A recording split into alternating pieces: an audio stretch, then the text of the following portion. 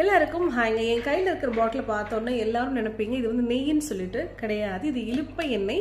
இந்த இலுப்பை எண்ணெயை வச்சு தீபம் போட்டால் நமக்கு இருக்கக்கூடிய நோயாகட்டும் இல்லை பண பிரச்சனையாகட்டும் தீரும்னு சொல்லிட்டு ஏற்கனவே நான் ஒரு ஷார்ட்ஸ் கொடுத்துருந்தேன். நான் ஃபாலோ பண்ணுறேன், நீங்களும் பண்ணுங்கன்னு சொல்லியிருந்தேன். அதுக்கு நிறைய பேர் தொடர்ந்து கமெண்ட்ஸ் பண்ணுறீங்க, வாட்ஸ்அப்லேயும் கேட்குறீங்க, சிஸ்டர் இது எப்படி பயன்படுத்தணும், எந்த கலர் திரி யூஸ் பண்ணணும், எத்தனை விளக்கு போடணும், என்னென்னைக்கெல்லாம் போடணும்னு சொல்லி கேட்டிருந்தீங்க.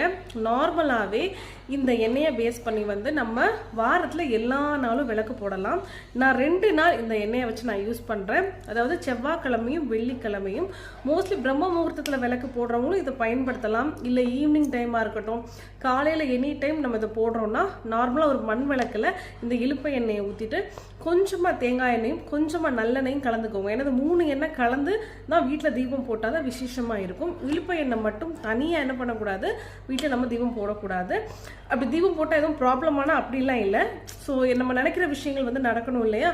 ஸோ அதுக்காக இந்த 3 எண்ணெயும் சேர்ந்து நம்ம போட்டால் ரொம்ப ரொம்ப நல்லது. ஸோ நான் இதை தான் ஃபாலோ பண்ணிட்டு இருக்கேன். இது எனக்கு கிட்டத்தட்ட ஒரு 3 பாட்டில் முடிஞ்சது. இது 4வது பாட்டில்.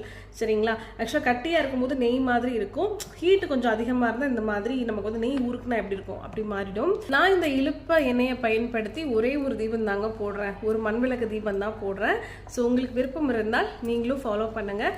நிறைய பேர் நிறைய டவுட்ஸ் கேட்டிருந்தீங்க, அதனால தான் இந்த வீடியோ நான் கொடுக்குறேன்.